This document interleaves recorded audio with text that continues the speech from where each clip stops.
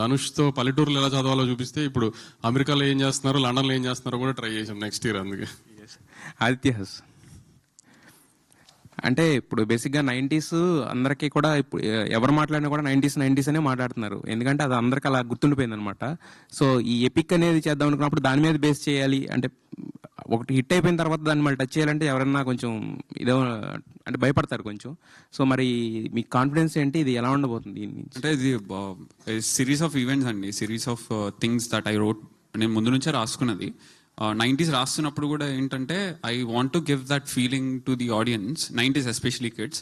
Down the line ఒక 10 years తర్వాత they can 10-15 years తర్వాత they can show as an album to their children. మా life school ఇట్లుండే, inter ఇట్లుండే, ఒకడు ఇంజనీరింగ్కి పోతే ఎట్లుండే, అవన్నీ I want to make whole the sequence.